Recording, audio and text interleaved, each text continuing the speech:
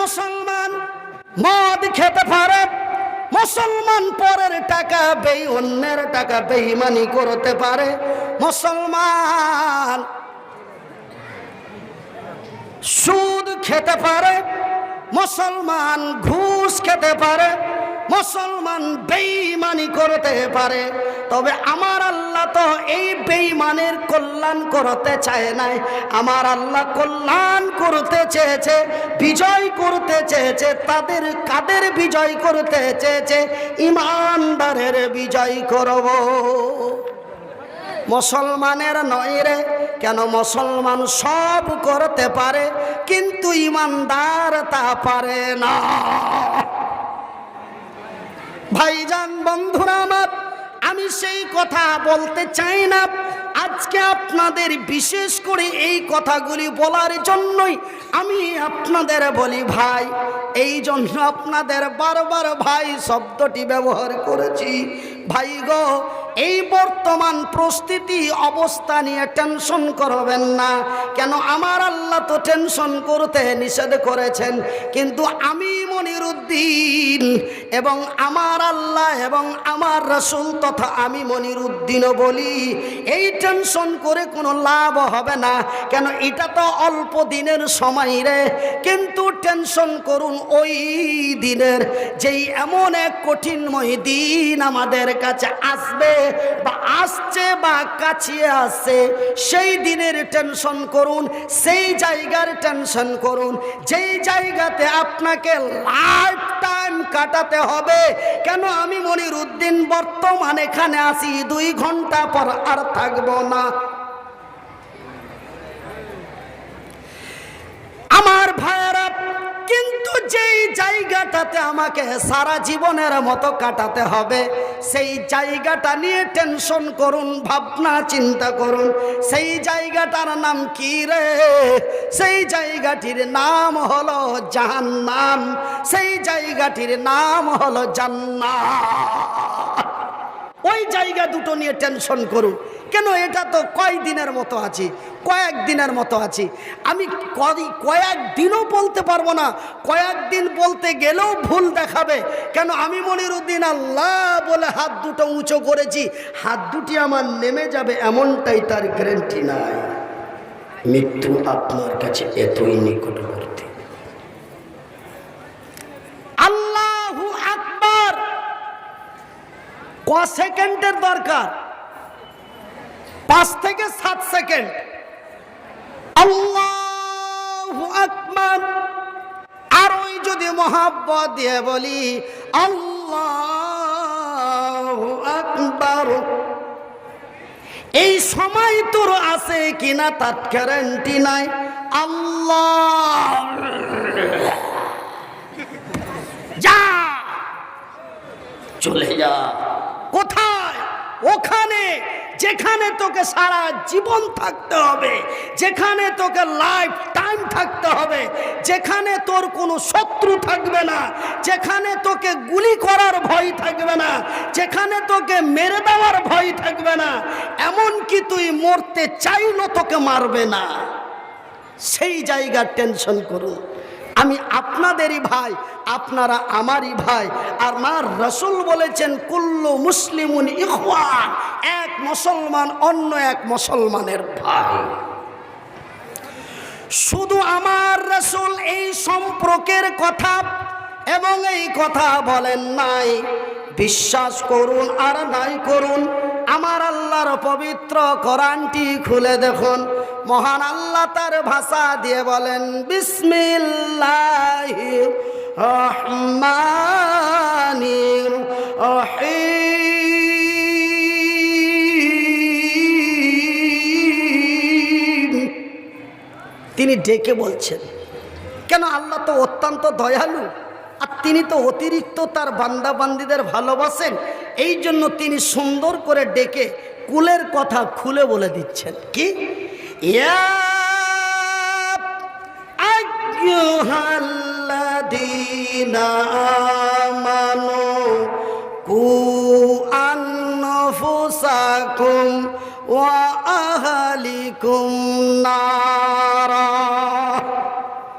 আমার আল্লাহ আল্লাহ তার নিজের ভাষা দিয়ে বলেন, এই মানওয়ালো, এই মানওয়ালো, রে বিশ্বাসী গণেরা, যারা আমাকে এক আল্লাহ বলে বিশ্বাস করেছো, যারা আমার নবীকে নবী বলে স্বীকার করেছো, যারা আমার সৃষ্টি জগৎকে বিশ্বাস করেছো, যারা আমার সার্বভৌমত্বকে বিশ্বাস করেছো, রে বিশ্বের বিশ্বাসী গণেরা, তুমি বাঁচো, তোমরা বাঁচো এবং তোমার আহাল পরিবারদের বাঁচাও।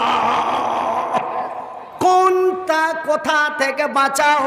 লকডাউনে 9 মাস থেকে খেতে পাইনি, না খেয়ে মরে যাচ্ছে, তাকে খাবার দিয়ে বাঁচাও, এই নাকি? না না না না না। কারেন্টে শর্ট খেয়ে গেছে, তাকে বাঁচাও নাকি? না না না না। কেউ ধরে ঘেরে মারছে, ওখান থেকে বাঁচাও নাকি? না না না না। তবে বাঁচাও কোন জায়গা থেকে বাঁচাও? নারা, ওই কঠিনময় জাহান্নামের আগুন থেকে।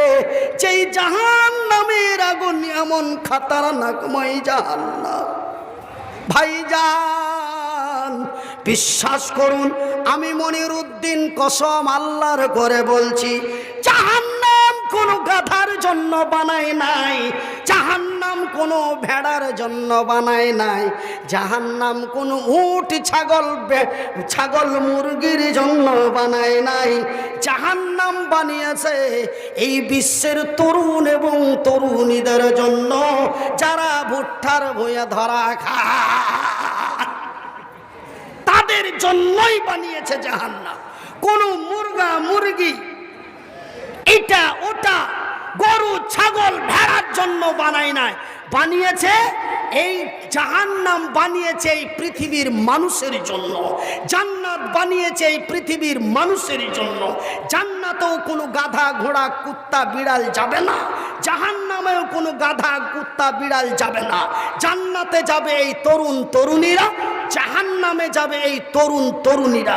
তবে আমি আপনাদের ওই টেনশন করতে বলেছি যে সেই জাহান্নাম এমন এক খতরনাকময় জায়গা, আল্লাহর কসম করে বলছি ভাই, বিশ্বাস যদি না করুন, আমাদের হরিশ্চন্দ্রপুর থানায় আমার চাইতে উঁচা উঁচা মোটা মোটা চওড়া চওড়া লম্বা লম্বা মাওলানা বা মুলবি আছে, তাদেরকে জিজ্ঞাসা করবেন জাহান্নাম এমন খতরনাকময় জায়গা।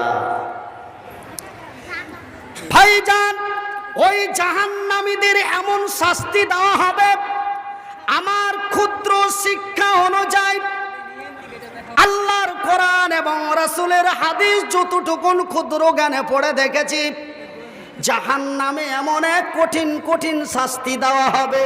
তবে বিশেষ করে আজকে যারা জালসার মাহফিল ছেড়ে দিয়ে রাস্তায় যুবতী যুবতী আমার মেয়ের মতো, যুবতী যুবতী আমার বোনের মতো, যুবতী যুবতী আমার ভাবির মতো, তারা জালসার মেন জায়গায় না থেকে তারা রাস্তায় শুধু এমনি করে চলে।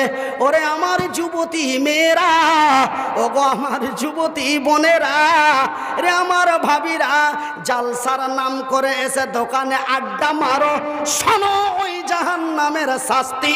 যারা রাস্তায় আড্ডা মেরে বেড়ায়, যারা রাস্তায় বেহায়া বেপরদা হয়ে চলে, যারা অঙ্গ প্রত্যঙ্গের হেফাজত করে না, কেন আমার আল্লাহ তো বলেছেন আল্লাযীনাহুম লিফুরুজিহিম হাফিজুন, রে বিশ্ব জগতের নর নারীরা, তোমরা তোমাদের সারাম গায়ের হেফাজত করো, তোমরা তোমাদের গুপ্তঙ্গের হেফাজত করো। কিন্তু ভাইজান, আজকে আমার মেয়ে, আপনার মেয়ে, আমার বোন, আপনার বোন যারা রাস্তায় বেহায়া বেপরদা হয়ে রূপচর্চা করে রাস্তায় রঙ্গ করে হাঁটে, শুনেলেন তাদের কি শাস্তি জাহান্নামের মধ্যে। ভাই গো, আমার আল্লাহ জিবরাইলকে একদিন ডেকে বলেন, ওগো জিবরাইল, আমার প্যারা হাবিব নবী মুহাম্মাদের কাছে যাও, আর আমার নবীকে সঙ্গে নই লইয়া আমার সার্বভৌমত্ব সফর করিয়ে দাও।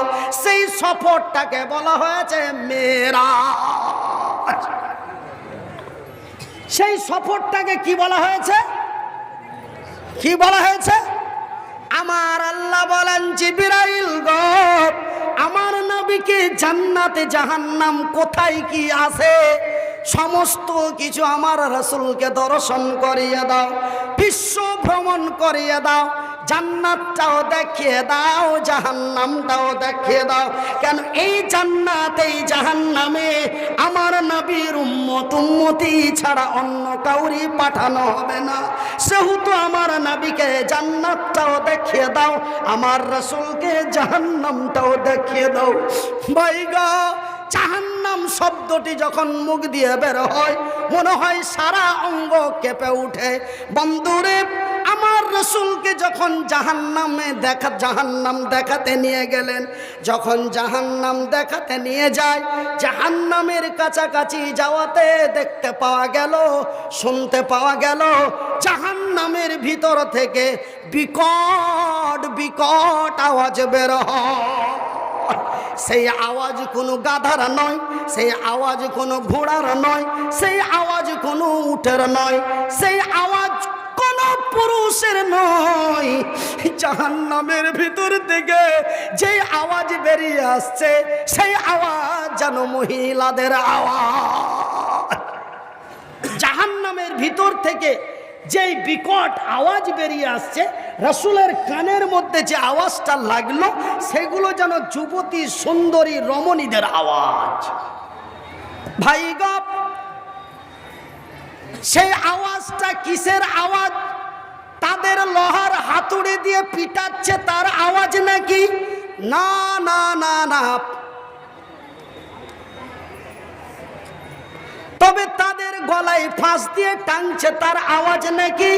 না না না না না। তাদের আওয়াজটা কিসের আওয়াজ রে?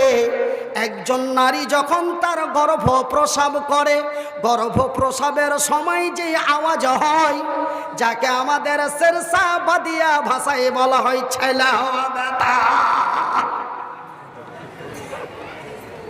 এই আওয়াজ যেন তাদের ভিতর থেকে বের হচ্ছে, বিকট আওয়াজ। ভাই, আমার বয়স যখন 10-11 বছর ছিল তখন আমি ওই আওয়াজ শুনেছি। তো ওই আওয়াজ আমি দুরকম শুনেছি। তো যেই মেয়েরা 5 ওয়াক্ত নামাজ পড়ে, যাকে আল্লাহ এবং তার রাসূলের ভাষায় বলে সলেহা, আল্লাহ এবং তার রাসূলের ভাষায় যেই মেয়েগুলিকে বলা হয় সলেহা। কি বলা হয়? জোরে বলি, কি বলা হয়? সলেহা। ওই সলেহা নারীর যখন প্রসব যন্ত্রণা আসে, সলেহা নারীর যখন, যেই নারী দিনদার ইমানদার 5 ওয়াক্ত নামাজি, ওই নারীর যখন প্রসব যন্ত্রণা আসে তখন ও আওয়াজ করে। ও কি আওয়াজ করে? আল্লাহ, আর সহ্য হয় না, আর সইতে পারি না, মাবুদ গো তুমি তো রহমান, তুমি তো রহিম। ওগো আম্মা দোয়া করো, ওগো আব্বাকে দোয়া করতে বলো, মনে হয় আমি আর বাঁচব না, মা গো একটু দোয়া করো, আল্লাহ একটু দয়া করো। এই বলে ওই মেয়েটার মুখ থেকে আওয়াজ বের হয়। কিন্তু যেই মেয়েটা, যেই নারীগুলি হলো বেহায়া বেপরদা, পশ্চিম কারে বলে পূর্ব কারে বলে, ও ভাইজান বন্ধুরে, এমনি করে যারা আল্লাহওয়ালি মহিলা নয়, যারা তসলিমার পায়ে পা মিলিয়ে আছে, যারা বাজারে ঘাটে রাস্তায় অরঙ্গ করে চলে, ওই মহিলাগুলির প্রসব যন্ত্রণার সময় আল্লাহ শব্দ বের হবে না, ইয়া রব্বুল আলামিন দয়া করো এমনও শব্দ বের হবে না। ওদের যখন প্রসব যন্ত্রণা আসে ওদের আওয়াজটা কেমন হয়? ওদের আওয়াজটা যেমন এখানে বিকট, ওদের আওয়াজটাও হবে ওই জাহান্নামের ভিতরে বিকট। এইদিকে এক জায়গায় পড়ছুনু, কি জায়গাখানটার নাম করছে, কুমারগঞ্জের ওইদিকে।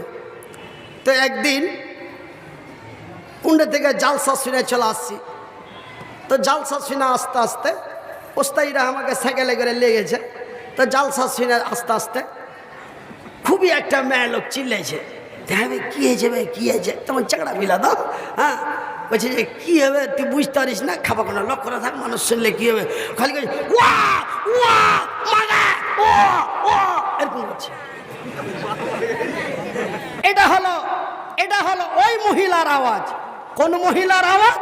যারা আল্লাহ চেনে না, যারা পশ্চিম বোঝে না, যারা কোনোদিন সঠিক টাইম মতো সিজদা দেয় না, ওই মহিলাদের আওয়াজ হলো এটা।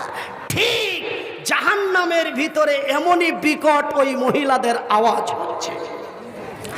আমার নবী, আল্লাহর নবী, দয়ার নবী, বিশ্বের নবী, নবী মুহাম্মাদুর রাসূলুল্লাহ বলুন সাল্লাল্লাহু আলাইহি ওয়াসাল্লাম, আল্লাহর নবী, দয়ার নবী, বিশ্বের নবী জিবরাইলকে প্রশ্ন করে বলেন, ওগো আল্লাহর ফেরেশতা জিবরাইল, এই যে মহিলাগুলির আওয়াজ, এই মহিলাগুলির কি এমন, এরা কি এমন অন্যায় করেছে, এদের কি এমন শাস্তি দেওয়া হচ্ছে, এদের আওয়াজ কেন, তাদের কি এমন জাহান্নামের ভিতরে শাস্তি দেওয়া হচ্ছে?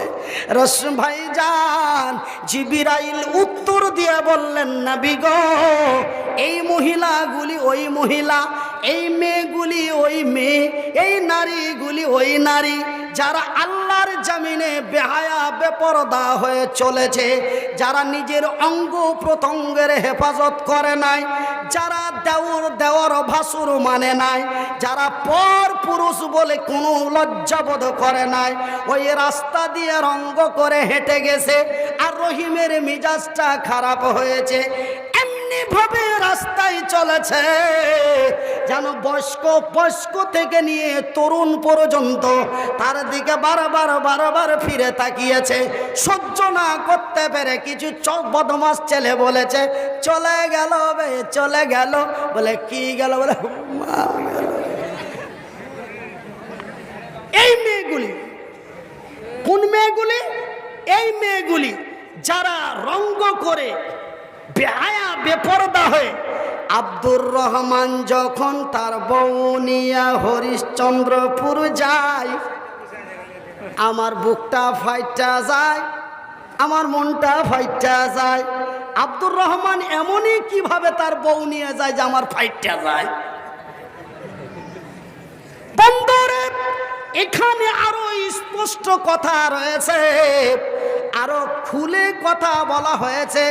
ওই যে মেয়েটা আমার মেয়ে, আপনার মেয়ে কেন, আমার ঘরেও যুবতী মেয়ে আছে, আপনার ঘরেও যুবতী মেয়ে আছে, আমার ঘরেও যুবতী বোন আছে, আপনার ঘরেও যুবতী বোন আছে।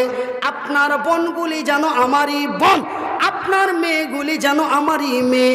রে আমার আব্বা জান মায়েরা, রে আমার ভাই এবং বোনেরা, তোমরাই জানো বড় মূল্যবান জাতি।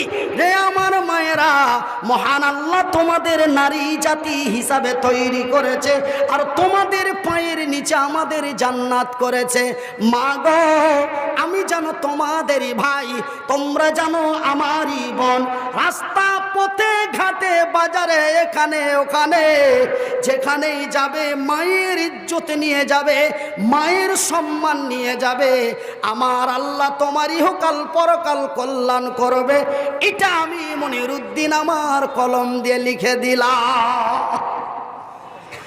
ভাই গো, ওই জাহান্নামী মেয়েগুলিকে দেখা যায়, ওই যে যারা রূপচর্চা মেকআপ করে রাস্তায় বেহায়া হয়ে চলেছিল, ওই মেয়েগুলিকে জাহান্নামের ভিতরে যে দেখা যায়, জাহান্নামের কাছাকাছি যে দেখা যায়, ওই মেয়েগুলির গর্ভের ভিতরে, ওই বেহায়া নারীগুলির পেটের ভিতরে যেমন বাথরুমের ট্যাঙ্কির ভিতরে পোকাগুলি কিলবিল কিলবিল কিলবিল করে, এত হাজার হাজার লক্ষ লক্ষ পোকা, সেই পোকাগুলি যেমন গুণে শেষ করা যাবে না, ওই বেহায়া নারীগুলির পেটের ভিতরে এতগুলি বাচ্চা তার কিলবিল কিলবিল কিলবিল করে, সেই বাচ্চাগুলি যেন গুণে শেষ করা যাবে না। একটু বিশেষ ঘটনা, এই মহিলা ফ্যামিলি একটি ছোট বাচ্চা কাঁদছে, একজন নিয়ে আসে দক্ষিণ সাইডে, কারো যদি হারিয়ে থাকে ওখানে যে একটা বাচ্চাটা কাঁদছে।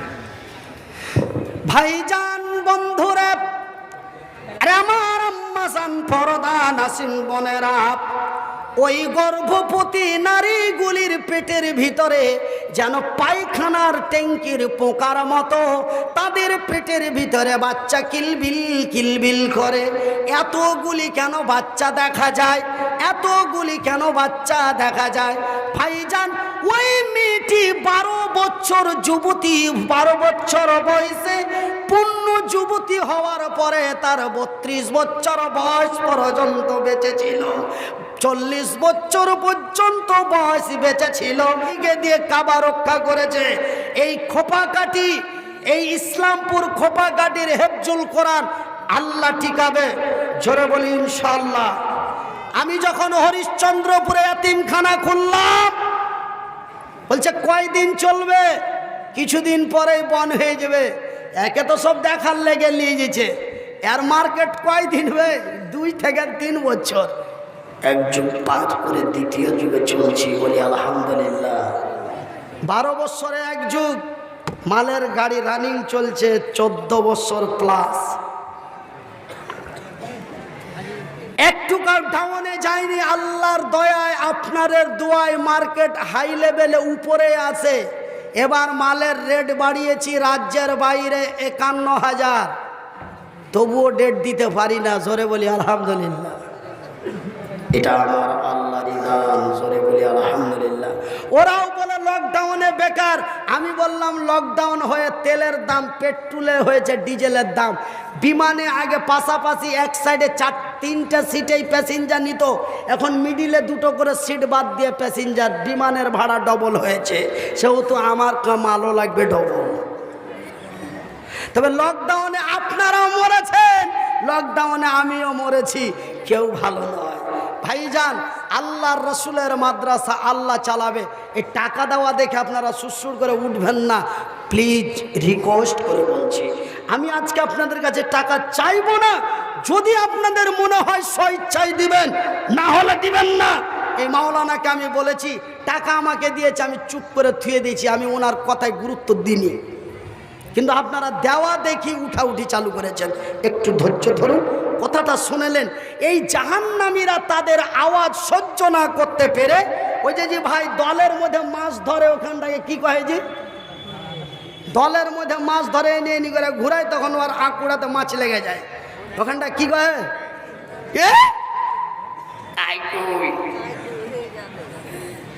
ওই কাইকুই, লোহার আঁকুড়া।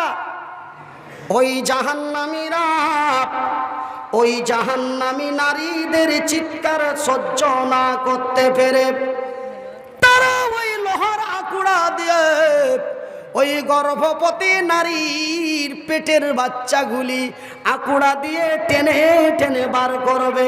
ভাইজান, বন্ধুরে, আমার মা এবং বোনেরা, আপনারা হয়তো বলবেন মনির উদ্দিন ভাই, জাহান্নামের ভিতরে যদি এমনই সাজা হয়, জাহান্নামের ভিতরে যদি এমনই কষ্ট হয়, সেই কষ্ট কি সহ্য করা সম্ভব?